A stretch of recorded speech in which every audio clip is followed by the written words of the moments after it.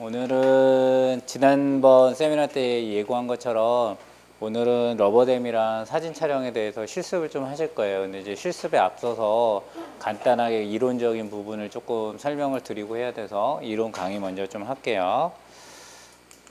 일단 러버댐 아이솔레이션, 그러니까 우리가 러버댐 지금 모든 병원에서 러버댐 하고 있죠. 특히 신경치료할 때 대부분 원장님들이 러버댐을 하고 하실 거예요. 그래서 러버댐 사용 안 하는 지점 있나요? 없죠. 그래서 그 러버댐을 하는데 여러분이 직접 하시나요? 원장님이 직접 하시나요? 위생사가 하나요? 여러분들이 하는 경우가 더 많을 거예요. 특히 바쁘고 이럴 때는 여러분들이 러버댐을 해주셔야 되는데 러버댐을 하는 게 어때요? 해보면 어려워요. 그래서 이게 사실 생각보다 쉬운 게 아니에요. 환자들도 굉장히 불편해하고 여러분들이 오늘 실습을 서로 할 건데 해보면 알아요. 아, 이 러버댐 하면 환자가 이래서 아프구나라는 거를 느끼게 되실 거예요. 그거를 사실 오늘 실습의 목적 중에 하나가 그거예요. 그거를 느껴야 돼요. 그걸 느끼면 할 때 조금 더 조심해서 환자한테 할 수 있게 되겠죠. 그래서 이렇게 하면 되고 일단 좀 못하는 대화 이렇게 집어서 그렇죠. 그러면 이제 치아 치료하는 것보다 그게 더 아파요, 사실. 그래서 러버댐의 목적은 이제 치아 격리죠. 치아 격리하고 그다음에 플루이드 컨트롤하고 그다음에 이물질 흡입의 방지를 하고 시야 확보하고 리트랙션하고 이런 목적들이 있어요. 그래서 뭐 목적들은 다들 아시는 건데 이게 또 러버댐이 리트랙션 역할도 굉장히 많이 하는 거예요. 그래서 엔도를 하는 이유 중에 하나가 엔도 뭐 당연히 플루이드 컨트롤을 하기 위한 침이 들어가면 안 되죠. 엔도를 할 때 그 안에 지난번에도 설명했지만 침에 있는 세균이나 이런 것들이 근관내로 들어가게 되면 재오염을 시키기 때문에 그거를 막아주기 위해서 침이 들어가지 않도록 러버댐을 하는데 또 한 가지 목적은 리트랙션이 되면 훨씬 더 엔도 시술을 하는 데서 편하게 할 수 있어요. 근데 이게 파일 가지고 되게 미세한 작업인데 그게 막 리트랙션을 하면서 하려고 하면 굉장히 어렵다고요. 그래서 이제 그런 부분들이 있고 이거는 엑스레이인데 이게 뭐 같아요? 여기 보이시는 스프레더예요, 스프레더. 그러니까 그 라테랄 컨덴세이션 하면 쓰는 날카롭게 뾰족한 그 스프레더 있죠. 그게 넘어간 거예요. 삼킨 거죠. 그러니까 하다가 이렇게 딱 떨어졌는데 상자가 삼켜버린 거죠.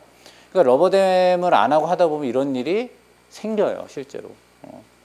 그리고 또 러버댐을 또 잘해야지 잘못해도 이런 일이 생길 수 있어요. 그거는 좀 이따 보여줄게요. 그래서 이제 이런 것들을 방지하기 위해서 러버댐을 우리가 하는데 러버댐을 하는데 구성은 여러분들 다 알 거예요. 그래서 구멍 뚫는 게 뭐죠? 그렇죠. 프레임, 그다음에 클램, 포셉, 러버댐 시트 이렇게 구성이 되어 있고 하나하나 보면 이게 프레임, 러버댐 시트, 이게 클램프, 포셉, 펀치 이렇게 되는 거고요. 클램프는 그러니까 러버댐 할 때 제일 중요한 건 클램프의 선택이에요. 그러니까 그 치아에 맞는 클램프를 어떤 클램프를 쓸 것이냐를 잘 선택하는 게 환자가 불편하지 않게끔 러버댐을 잘 걸 수 있는 방법이에요. 그래서 우리가 보통은 상악 대구치의 경우에는 하악 대구치도 그렇고 보통 대구치에는 201번을 보통 기본으로 써요.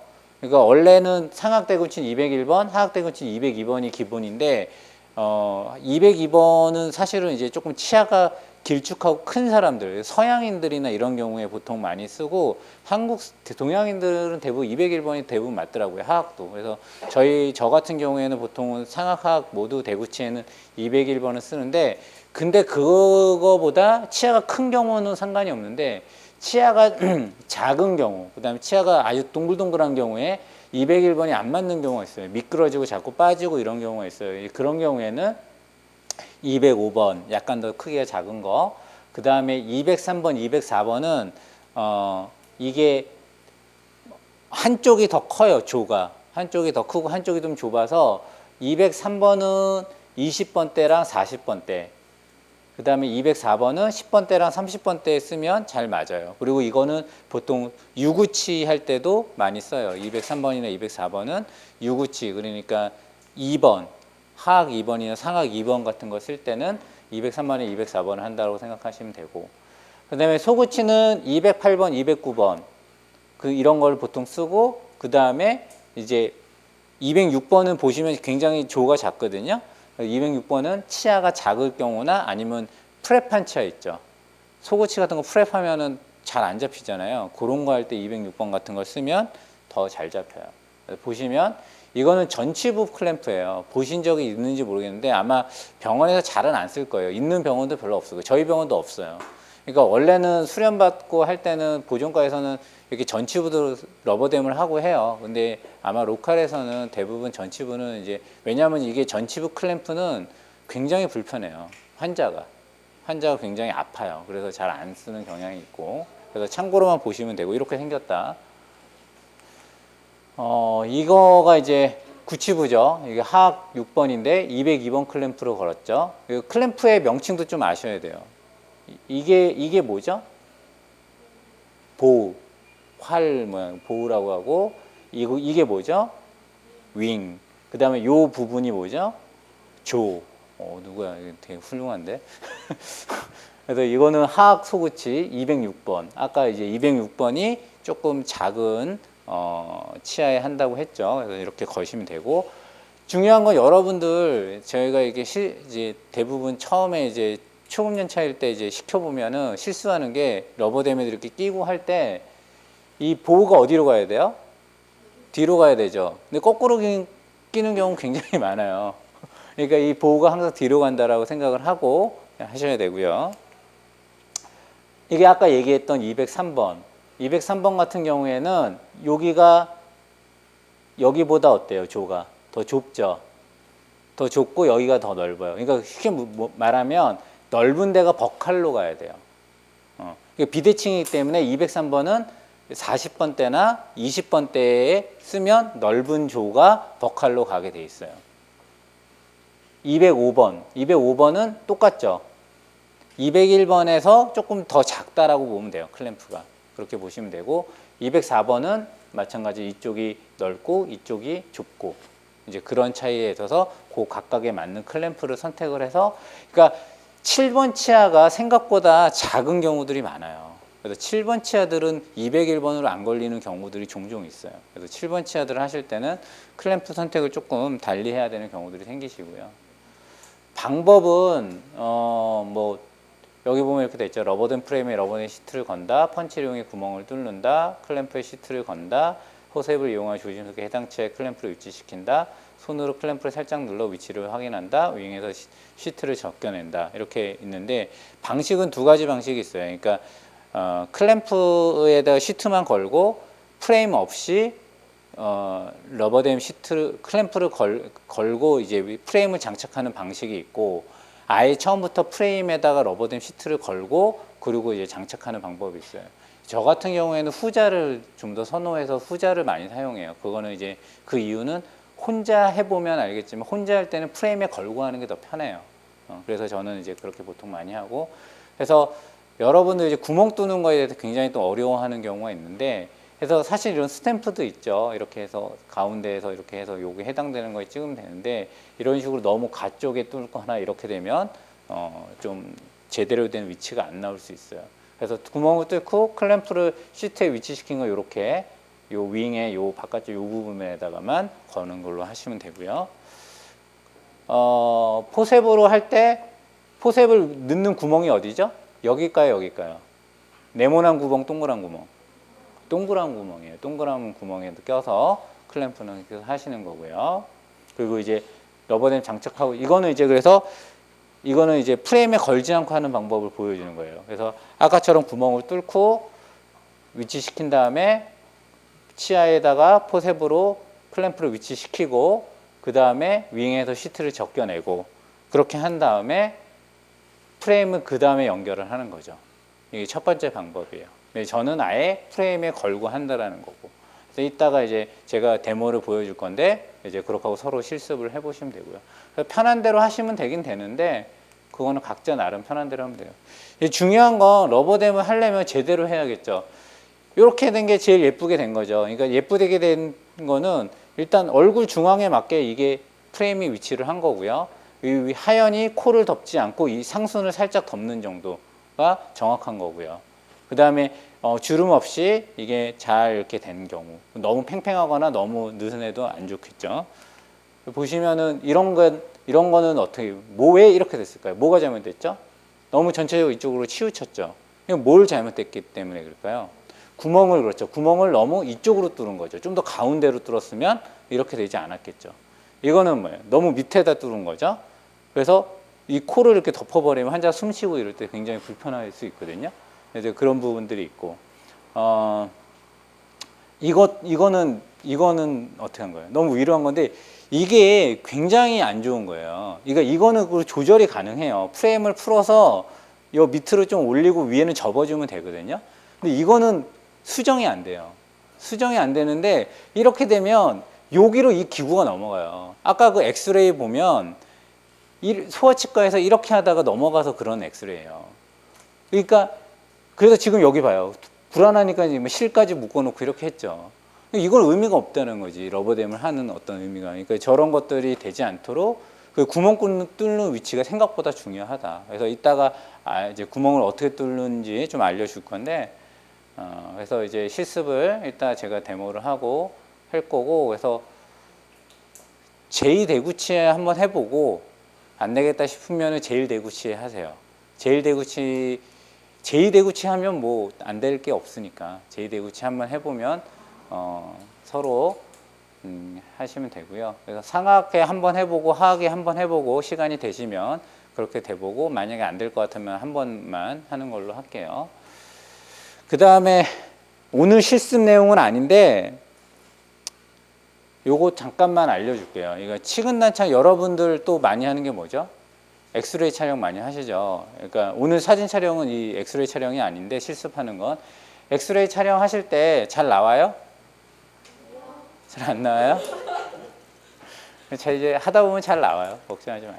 그래서 보면 우리가 엑스레이 치근단 촬영하는 거는 방법이 두 가지가 있죠. 촬영법이 평행 촬영법하고 등각 촬영법이 있죠. 이게 뭔지는 알죠. 다 배워서 아시죠. 학교에서 졸업한 지 얼마 안 됐잖아. 그죠? 그래서 평행 촬영법이라는 건 치아랑 필름을 이렇게 평행하게 위치를 시키는 거죠. 그래서 엑스레이도 수직으로 이렇게 하는 거고, 등각 촬영법이라는 건 어떤 거예요? 근데 이렇게 필름을 위치시키기 사실상 거의 어렵죠. 거의 불가능하죠. 대부분 이렇게 기울어지게 되죠. 그러면은 이런 경우에는 엑스레이를 어떻게 해야 돼요? 이렇게 하는 게 아니죠. 치아에 그럼 수직으로 하나요? 아니에요. 그게 아니고 등각이라고 하는 요 각도와 요 각도가 이루는 각의 이등분각, 여기에 대해서 수직으로 하는 거거든요. 그래서 우리가 원래 평행 이거보다는 수직각을 더 주게 돼 있어요. 등각은. 그래서 여러분들이 대부분 이제 병원에서 찍을 때 등각 촬영법으로 촬영을 하게 되는데, 수직각을 어떻게 주는지, 얼마만큼 줘야 되는지에 대해서 약간 감이 없을 거예요. 혹시 알고 있어요? 몇 도 줘야 되죠? 상악 전치부 몇 도 줘야 돼요? 모르죠. 그래서 일단은 그거는 좀 이따 알려줄 건데, 이거는 뭐죠? 그리고 이제 가끔 이제 엔도 하시다가 원장님들이 이 수평각 좀 줘서 찍어주세요 그러는 경우가 있을 수 있어요. 그 뭐냐면 이게 이제 정각으로 찍은 거면 이건 메지알 앵귤레이션을 주는 거고, 이거는 디스탈 앵귤레이션을 준 거죠. 이건 뭐냐면 같은 위치의 치아를 찍는데 평행각을 위치시키는 거예요. 이거에 따라서 엑스레이 상도 변하게 되죠. 그래서 이제 그거에 대한 것도 다시 한번 나중에 기회가 되면 설명을 해드릴 거고요. 그래서 아까 얘기했던 것들이 여러분들이 근데 이제 사실 수평각 주는 거는 그렇게 어려워하지 않는데, 수직각에 대해서 굉장히 조금 어려워하는 경우들이 많아요. 처음에는 리퍼런스가 없기 때문에. 수직각은 일단은 엑스레이 찍을 때는 상악이든 하악이든 악궁이 치열이 수평이 되게, 지면하고 수평이 되게 맞추는 게 중요해요. 그렇게 되면 상악을 찍을 땐 어떻게 해야 돼요? 고개를 약간 숙여야 돼요. 그죠? 잘 알고 있죠? 하악은 어떻죠? 많이 들어야 돼요. 근데 하악 찍을 때 생각보다 많이 들어야 돼요. 왜냐하면 그냥 이 상태에서 이 정도 각도잖아요.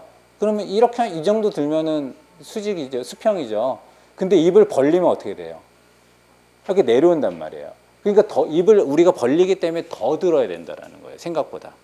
그래서 그렇게 생각을 하고, 그렇게 했을 때 수평을 만들어 놓고, 상악 전치 같은 경우에는 40도, 하악은 마이너스 15도, 견치는 45도, 마이너스 20도, 소구치는 30도, 마이너스 10도, 대구치는 20도, 5도 이렇게 주면 돼요.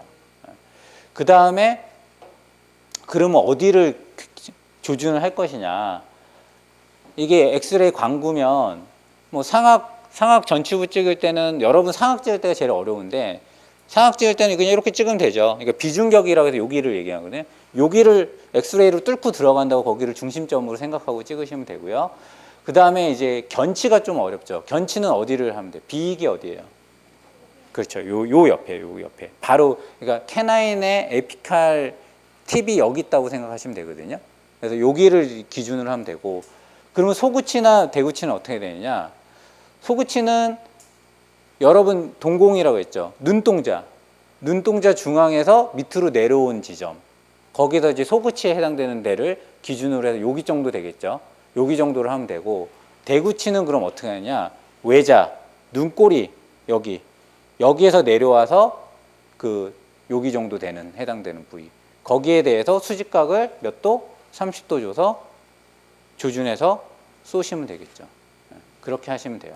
하악도 마찬가지. 하악도 소구치 동공 위치에서 내려와서 대신에 여기까지 내려와야겠지. 그 하연에서 약간 윗부분 여기를 조준해서 하면 되고, 대구치도 마찬가지. 상악 대구치를 기준으로 해서 밑으로 내려와서 여기서 약간 위. 그래서 그런 참조점들이 있고, 근데 그 참조점이라고 하는 게 절대적이진 않아요. 여러분이 찍어보면 알겠지만 그 참조점대로 찍어도 안 나와요. 콩컷 나고 그래요. 그래서 거기서 자기만의 약간 내가 이게 왜냐하면 환자마다 해박적 구조가 다 다르고 자기가 이 광구를 위치시키는 이 포지션이 좀 다르기 때문에 사실은 경험이 굉장히 필요해요. 엑스레이 찍는 거는. 그래서 근데 처음부터 기준점이 없으면 너무 어려우니까 처음에 이런 기준점들을 잡으시고 이게 조절을 해가면서 자신만의 노하우를 터득하시는 게 도움이 될 겁니다. 그래서 저는 오늘 강의 여기까지고 이따가 실습해서 다시 한번 말씀드릴게요.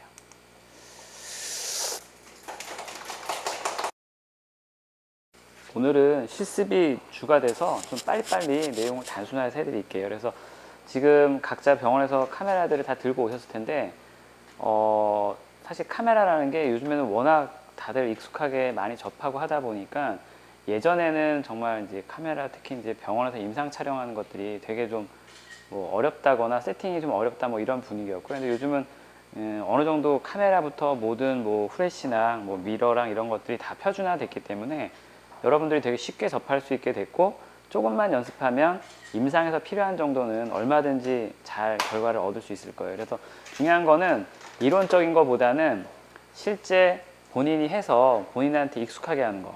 왜냐면 여러분들이 엑스레이 찍는데 엑스레이의 원리랑 뭐 조사 각도 내지는 파워 이런 것까지 이론적으로 빠삭하지 않아도 실제 촬영할 때 아까 말한 각도를 맞추고 이런 것들이 우리한테 필요한 거거든요. 그래서 카메라도 거의 같아요. 어떤 자세도 환자를 어떻게 맞추고 어떻게 어떤 범위만큼 찍느냐, 이게 중요한 거지 기술적인 내용은 어떻게 보면 저절로 알게 된다, 이렇게 보시면 될 것 같아요. 그래서 우선 임상 촬영이라는 게 주로 이제 교정에서 이제 제일 많이 필요하다고 보시면 돼요. 요즘은 교정에서 사진 안 찍고 그냥 눈으로 대강 보고 하는 거 없어요. 어디든 다 찍고 컴퓨터로 넣어서 시뮬레이션 해서 환자랑 상담하고 진단 과정 거친 다음에 하게 돼 있다는 거. 그리고 당연히 뭐 보철이나 임플란트도 진료 기록을 가지면 훨씬 더 중요하게 쓸 수 있고, 뭐 내용들은 뭐 일반적으로 여러분들이 다 아는 내용이라고 보면 돼요. 그리고 특히 이제 중요한 게 요즘은 환자들이 작은 충치 치료 하나도 병원마다 가서 충치가 몇 개 있어요, 뭐 어떻게 해야 돼요, 다 확인하고 이런단 말이에요. 그래서 원만하게 이해를 잘하고 넘어가는 환자도 있지만 실질적으로 나중에 그런 부분 때문에 뭔가 불만이 있으면 이런 걸 꼬투리 삼아서 우리를 공격해 오거나 오해를 하거나 그럴 수 있어요. 그럴 때 이 엑스레이랑 차팅뿐만 아니라 사진 자료가 정말로 쉽게 납득이 되고 확인되는 그런 거거든요. 그래서 뭐 이게 제일 대표적으로 성형외과 같은 데서 사진 찍는 건데, 예를 들어 뭐 성형이란 건 사실 좀 주관적일 수 있어요. 근데 예를 들어 사진 하기 전에 하고 나서는 그 전에 상태를 모르잖아요. 근데 뭐 잘 됐네 안 됐네 그래서 뭐 소송까지 갔어요. 근데 사진 한 장이면 끝이에요. 뭐 사실 뭐 법적으로 이걸 다툴 수 있는 내용도 아니고 이런 내용으로 증빙이 된다는 거죠. 뭐 우리도 병원에서 소송 걸린 경우 있었는데 임플란트를 했다가 불만 있어 임플란트 제거를 했어요. 그러면 이제 문제가 뭐냐면 임플란트를 잘못 심었다, 각도가 잘못됐고 뭐 잇몸이 부어 있었고 안 좋았다 이런 것들을 이제 저쪽에서 막 소송을 제기했단 말이에요. 근데 우리는 수술했을 때 사진, 수술하고 나서의 사진, 보철 들어가기 전에 사진 뭐 따로 말로 설명할 필요가 없어요. 우리가 입 아프게 우길 필요가 없고 사진 보여주면 그 자료들을 전문가들이 검토하거든요. 우리랑 같은 병원에 있거나 대학병원에 계시는 선생님들이 자료를 갖고 진료 차트를 보고 엑스레이를 보고 사진을 보고 판단해서 감정 결과를 내려줘요. 그러니까 그거는 뭐 아무 어려움 없이 그런 결과를 얻었어요.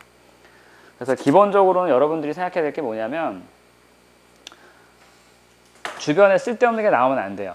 그래서 우리가 얻으려고 하는 거 정면에서 봤을 때는 전악이 잘 나와야 되고 사이드를 찍었으면 사이드가 나와야 되고 반대편이 나오면 안 되고 그런 원칙들이라고 보면 돼요. 그리고 제일 중요한 게 이게 찍으면서 잘 모르는데 수평 수직선을 잘 맞춰야 돼요. 근데 이제 그러려면 여러분들이 조심해야 될 건 뭐냐면 사진을 찍을 때는 여러분들이 핸드폰 사진 하나 찍을 때도 그 안에 보면 이렇게 수평 수직선 나오잖아요. 그런 걸 맞춰서 찍은 거랑 기울여 찍은 거랑 의도해서 기울인 건 모르겠지만 기록 사진은 수평 수직이 맞는 게 중요해요. 그래야지 나중에 뭐 기공소에 보냈을 때 얼굴을 여기 찍어요. 근데 이렇게 찍느냐, 이렇게 찍느냐, 이렇게 찍느냐에 따라서 치아의 모양이나 길이가 다 다르게 보여요. 그렇기 때문에 항상 기준을 잡고 수평 수직을 맞추는 게 중요하다는 거. 그러려면 환자를 어떻게 포지션해야 되고 본인들이 어떻게 찍어야 되는 게 중요한데 내용을 단순하게 하니까 내가 알려드릴게요. 카메라를 들고 찍을 때는 여러분들 카메라는 지금 병원에서 1차적으로 세팅이 다 돼 있는 거예요. 수년 동안 그렇게 써왔기 때문에 그 세팅을 그냥 일단 외우시면 돼요. 그리고 중요한 건 사진을 찍을 때는 몸이 흔들리질 않아야 돼요. 그럼 보통은 제일 얘기하는 게 어깨 너비로 발을 딱 수평으로 딱 잡고 그 다음에 카메라를 쥘 때는 이 어깨랑 팔꿈치 있잖아요. 이걸 몸에 붙이셔야 돼요. 여러분들 카메라가 어떻게 될지 모르지만 생각보다 무거워요. 무거운데 그걸 이렇게 힘을 들고 이렇게 해서 들고 찍잖아요. 셔터를 누르는 순간 셔터 누를 때 떨컥 하잖아요. 그때 이렇게 흔들림이 발생해요. 그러면 미묘하게 다 틀어지고 하기 때문에 항상 안정적으로 팔을 갖다가 몸에 붙이는 게 좋아요. 그리고 어디든 지지할 때가 있어야 되기 때문에 카메라 자체를 대고 찍잖아요. 그럴 때 레스트가 있어야 되는 거예요. 우리도 기구 미러질하고 뭐 할 때마다 어딘가 대고 그걸 지지해서 할 때 안정감이 생기잖아요. 허공에서는 안 되거든요. 허공에다 뭘 들고 하려면 팔꿈치부터 어깨까지 몸이 다 긴장해요. 여러분이 힘들어요. 카메라뿐만 아니라 모든 진료 행위를 할 때는 안정감 있게 하고 어딘가 기대서 하는 게 훨씬 좋을 거라는 거. 그래서 팔 붙이고 찍을 때 그리고 환자를 움직여야 돼요. 정면에서 찍는다고 환자를 똑바로 놓고 하는데 눕힌 환자를 찍을 때는 고개를 자기 쪽으로 조금 돌리게 하면 돼요. 환자가 이렇게 누워 있어요. 내가 이렇게 하려면 이렇게 뜨잖아요. 그러면 수평 수직을 조절하기가 되게 어려워요. 그러니까 그때는 환자를 포지션을 잡고 찍는 사람 쪽으로 살짝 돌려달라 그러면 되는 거예요. 돌려주면 나는 내 발로 딱 디디고 몸 붙이고 이렇게 찍을 수가 있어요. 바닥이 무릎이 다리가 안정스러워야지 이렇게 내가 수평 수직을 맞출 수가 있거든요. 그래서 그게 제일 핵심이고 기본적으로 정면 사진하고 스마일 뷰랑 45도 뷰, 라테랄 뷰 이렇게 4개로 나눠져 있는데 병원에서 선생님마다 요구하는 사진이 뭐 조금 다를 수는 있어요. 근데 지금 이 사진도 수평 수직을 되게 잘 맞춰서 찍은 거기 때문에 이런 느낌인데 이게 계속 찍으면서 이런 느낌이 나게 찍는 거를 연습을 해야 돼요. 안 그러면 어떻게 되냐면 비슷하게 찍었는데 뭔가 어색해요. 여러분들이 책에서 보거나 세미나에서 보거나 한 사진들은 이런 원칙들을 잘 맞춰서 찍은 거예요. 그게 안 맞으면 뭔가 이제 왜곡된 느낌이 든다는 거죠. 그래서 뒤에 어떤 걸 찍을 때는 어떻게 하는지 살짝만 좀 얘기를 할게요. 여기 보시면은 일단 화면 안에 불필요한 배경이 많이 나오면 안 돼요. 필요한 만큼만 나오게 하고 여기 머리 특히 교정 환자들 덮는 거 요거는 이제 분명히 뭐 헤어핀이나 뭐 밴드 같은 걸로 이제 처리해 주셔야 되고 그리고 환자 찍을 때 눈을 감지 않게 적절히 환자도 순간 긴장하다가 눈을 깜빡거리면 찍고 또 찍고 막 이러잖아요. 그래서 그런 거 없이 여러분들이 적절한 때 셔터를 눌러줘야 돼요. 그리고 머리 뒷부분 잘리는 거는 이제 이런 경우 남자 환자들은 안 그러지만 여자 환자분들은 이렇게 머리가 막 부풀고 이러잖아요. 그러면 이걸 잡다 보면 배율을 맞춰놓고 찍으려고 했더니 다 나오게 하려면 막 화면 사이즈가 달라져요. 배율이 달라진단 말이에요. 그래서 이렇게 잡으시면 되고 기본적으로 동공선 있잖아요. 여기가 화면 중앙에 오도록 그리고 수평 수직을 그걸 기준으로 맞추는 거예요. 그리고 여러분들 쓰는 카메라 안에 수평 수직 가이드라인이 있는 게 있고 없는 게 있을 거예요. 그러면은 그 가이드라인을 항상 잘 참고해서 해주면 될 거고요. 여기서 보면은 항상 수평이랑 미드라인, 그래서 페이셜 미드라인을 기준으로 한다고 보시면 돼요. 그리고 하악 정중성도 확인하고, 여기 이런 것들은 솔직히 수치상으로 여러분들이 외워도 실제 찍을 때 이런 것들이 기억이 나진 않아요. 그래서 찍기 전에 환자 얼굴을 관찰해서 수평 수직선을 감을 잡고 들어가는 거예요. 이거를 카메라 안에 들이대고 이렇게 하려고 그러면 잘 안 돼요. 그렇기 때문에 미리 환자 포지션 정확히 해놓고, 환자들도 눕히면 이래요. 또 막 이렇게 누는 사람도 있고, 뭐 어떻게 하라 했더니 돌리라 했더니 뭐 막 이렇게 하는 거 다양하거든요. 그래서 환자의 자세를 먼저 잡아주고 시작하는 게 좋아요. 이거는 중요한 게 이제 환자가 긴장하지 않게 해주고, 귀 노출시켜주고, 목선까지 나오게 해주시고, 그리고 여기서 보면 이제 중요한 게 이거예요. 환자가 시선을 카메라를 보게 되면은 약간 이렇게 고개가 숙이거나 이럴 수 있어요. 그리고 뭔가 이렇게 목이 안 드러나고 이렇게 약간 긴장된 게 나오거든요. 그럼 뭔가 어색해요. 환자가 웃을 때도 그래서 턱을 들고 찍으면 이상하단 말이에요. 그러려면 시선 처리가 중요해요. 환자분한테 지시를 하는 거예요.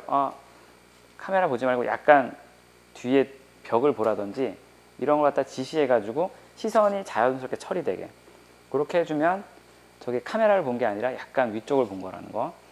그리고 웃는 거는 솔직히 정답은 없어요. 다 긴장을 하기 때문에. 조명하고 긴장하는데 보통 뭐 예를 들어 김치하라 치즈하라 이런 게 있고 의 하세요. 의가 좋아요. 의 한국 사람들한테 그게 편할 거예요. 그리고 이제 45도가 되게 좀 어려워요. 왜 그러냐면 측면으로 되다 보니까 우리가 좀 기준 잡기가 어려워서 그런데 약간 위에서 찍기도 하고 아래에서 찍기도 하고 뭐 좀 다양하게 나오는데, 중요한 거는 반대편 눈꼬리 있잖아요. 그러니까 45도라 그러는데 얼굴의 45도가 어딘지가 되게 애매하거든요. 근데 교정에서 얻으려고 하는 거는 이쪽에서 찍었을 때 반대편 눈꼬리 있잖아요. 여기가 포함된 거. 그게 중요해요. 완전히 측면도 아니고 정면도 아니고 그 중간인데 여기서 얻으려는 건 반대편 눈꼬리가 나와야 된다는 거. 그렇게 화면 안을 잡으면 조금 쉬울 거예요. 그래서 찍는 사람마다 약간 여기서 찍고 여기서 찍고 여기서 찍다 보면 어떤 걸 얻으려고 하는지 불분명할 때가 있어요. 그래서 여기서의 45도의 포인트는 반대편 눈꼬리가 나와야 된다는 거. 그러면 조금 쉬울 거예요. 기준을 잡을 때. 그리고 측면은 이제 여기 웨이도, 수평을 어떤 걸 기준이냐면 웨이도라 그래서 우리 귓구멍하고 요 눈꼬리 있잖아요. 그 기준으로 잡아주시면 돼요. 그리고 머리가 보이게 찍는데 뒤에 좀 잘려도 되는 거예요. 여자 환자분들. 그리고 코가 잘리면 안 되겠죠. 코랑 턱이 중요해요. 그게 이제 해부학적인 포인트이기 때문에. 그 컴퓨터에서 분석할 때도 그걸 다 찍는 거거든요. 그래서 이렇게 해주시면 되고. 그러니까 이게 이제 아까 했던 내용들은 이제 줄인 거예요. 그래서 콧잔등 중앙을 봐요. 근데 그럴 수 있어요. 환자들 중에 코가 이렇게 약간 틀어진 사람도 있을 거 아니에요. 그러면 교정을 할 때 사실 그런 부분을 참고해야 되거든요. 전체 얼굴에 페이셜 미드라인이 있고 교정 원장님들이 그러니까 상악치아의 미드라인을 어쨌거나 되게 중요시한단 말이에요. 그걸 기준으로 하느냐, 페이셜 미드라인이냐, 콧잔등선을 기준으로 하는 게 복잡한데, 그게 어떤 게 틀어진지를 보려면은 요걸 기준으로 해야 된다는 거. 그리고 동공관선, 동공 사이에 수평선을 맞춰야 된다는 거. 시선, 어깨 너머 요걸 기억하시면 되고, 그리고 최대한 스마일 라인을 파악하기 위해서 이 사람의 림 라인이 어디까지 자연스럽게 올라가는지 보기 위한 거예요. 그게 의라고 해주시는 거고, 광대뼈 풍흉부, 광대뼈를 중심으로 잡는데 반대편 눈꼬리가 나와야 된다는 거. 그러니까 한 컷당 그 정도 포인트만 잡으면 돼요. 너무 아까 나온 막 복잡한 걸 하려다 보면 어차피 못해요. 그리고 시선은 환자한테는 약간 45도 위를 보라고 지시해 주는 거. 그리고 이것도 측면부를 찍을 때 그럼 어떻게 되냐면 측면뷰가 완전히 요 콧선이 나오면서 반대편이 안 보일 수도 있게 그렇게 찍을 수도 있거든요. 근데 여기서의 기준은 반대편 여기 위에 눈썹이나 속눈썹이 살짝 보이는 정도. 여기 트라구스 전방 여기가 중심 정도 오게, 그리고 귀가 나오게 찍어주신다는 거, 뭐 그 정도로 보시면 돼요. 뭐 이런 것들 뭐 잘못된 예 이런 것들이에요. 그리고 이제 구강내는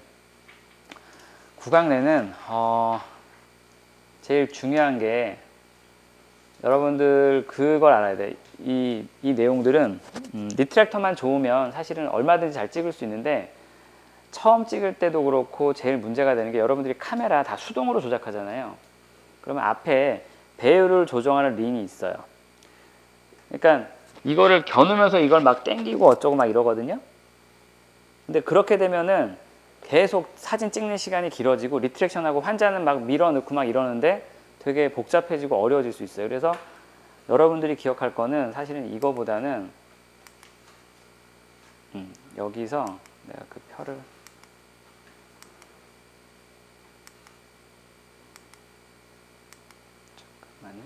요거만 그냥 마지막으로 이것만 보면 생각하면 돼요. 지금 여러분들 카메라는 구광내를 찍을 때는 조리개가 되게 조여져 있어요. 뭐 22, 25, 27, 29 막 조여져 있고 이게 그냥 밝게 얼굴 찍을 때고 오늘은 구광내 촬영 실습 위주로 할 거기 때문에 얼굴 찍는 것도 찍지만 요거를 좀 잘해야 되거든요. 그래서 카메라 세팅은 각자 알아왔죠. 일단 내 카메라마다 보고 여러분들이 카메라를 찍기 전에 각 카메라마다 조리개 숫자랑 셔터 스피드 숫자를 조정하는 그 기능이 있어요. 그걸 여러분이 알아둬야 돼요. 우리 병원에서도 문제되는 게 뭐냐면 세팅을 맞춰놨는데 맨날 갖고 와요. 원장님 이거 숫자가 안 맞아요. 각 카메라마다 조절하는 방법을 알고 있어야 돼요. 숫자는 정해져 있고 여러분들이 카메라 다룰 때 자꾸 뭘 누르고 이래가지고 바뀌어 있단 말이에요. 그거를 알아야 된다는 거예요. 근데 숫자는 조리개는 25 이상 보통은 돼야 돼요. 그리고 셔터 스피드는 60분의 1 이상은 돼야지만 흔들림이 없어요. 구강내에서 60분의 1 내지는 125분의 1 정도는 나와야 돼요. 그리고 중요한 건 이걸 알아야 돼요. 이게 되게 중요한데 찍기 전에 내가 찍을 부위가 어딘지 어떤 범위를 찍은지에 따라서 이 배율을 카메라마다 다 렌즈마다 이게 찍혀 있어요. 그래서 치아 두세 개, 뭐 예를 들어 구치부에 싱글 임플란트를 했다, 브릿지를 했다. 그러면은 1대1로 놓고 링을 먼저 1대1로 맞추고 카메라를 들고 앞뒤로 왔다 갔다 하면 그게 또렷하게 나오는 위치가 있어요. 그때 찍는 거예요. 처음 찍는 사람들은 이걸 그냥 들이댄 다음에 이걸 막 돌리면서 막 맞추는데 그렇게 되면 이걸 돌리면서 맞추는 순간 또렷하게 보여요. 그런데 나는 치아 한두 개 찍으려고 했더니 뭐 이만한 게 또렷하게 보이고 또 반대로 나는 전체를 찍으려고 했더니 막 이렇게 1대1로 돼 있고 그러면 막 따라가면 한참 이렇게 들이대야지만 또렷한 상이 나온단 말이에요.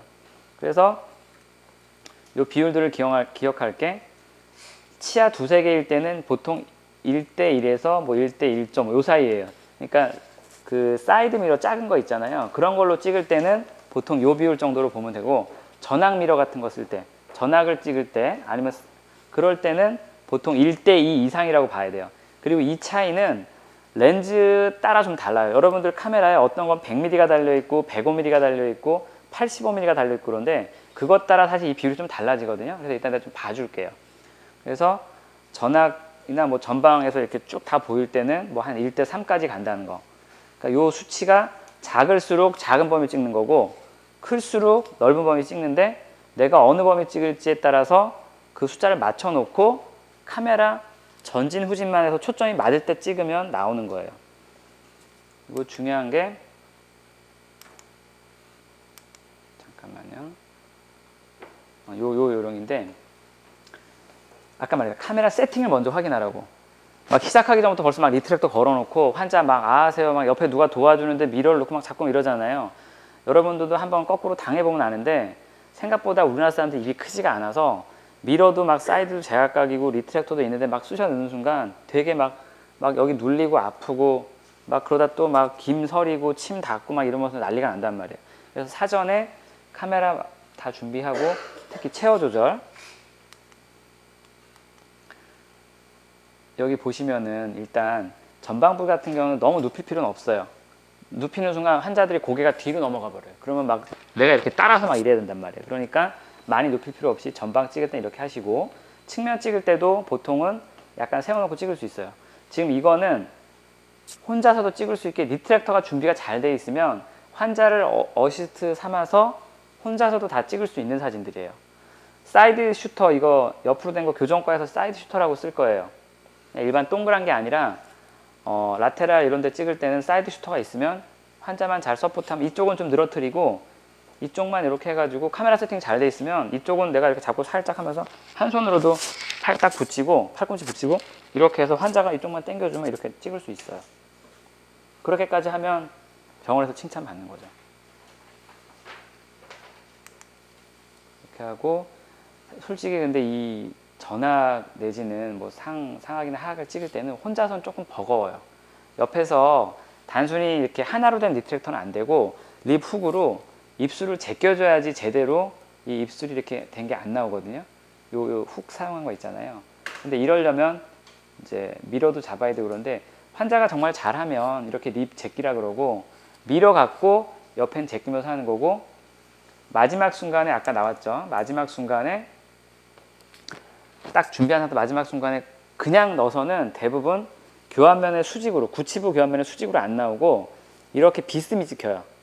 그렇기 때문에 마지막 순간에 쩍 벌리세요 하면서 미러를 살짝 더 제껴가지고 카메라는 항상 그래요. 빛도 그렇고 라이트도 그렇고 내가 찍으려는 그 상이 제대로 나오게 하려면은 미러에 내가 수직으로 카메라를 들이대야 돼요.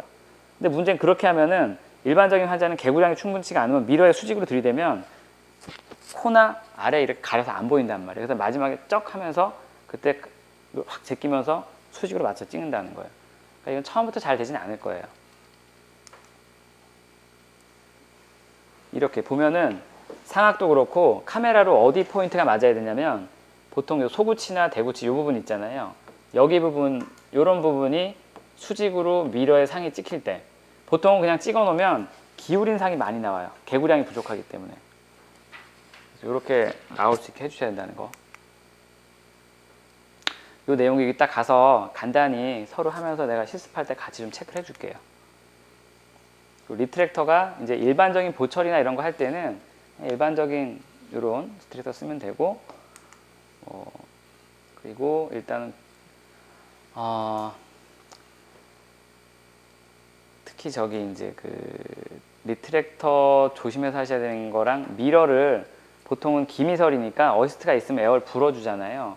근데 그게 안 되면 그 김서림 방지제나 아니면 뜨거운 물에 이렇게 따뜻한 물에 살짝 담갔다 하라 그래요. 그래서 그런 거는 혼자 하시려면 좀 준비를 해야 된다는 거. 그 정도 보시면 될 것 같아요. 그리고 간결하게 빨리 끝내야 돼요. 교정 환자 진단 사진 찍는데 한 번 찍고 나면 환자들 아주 쓰러져요. 그리고 오늘은 실습을 하면서 해가는 걸로 그렇게 할게요.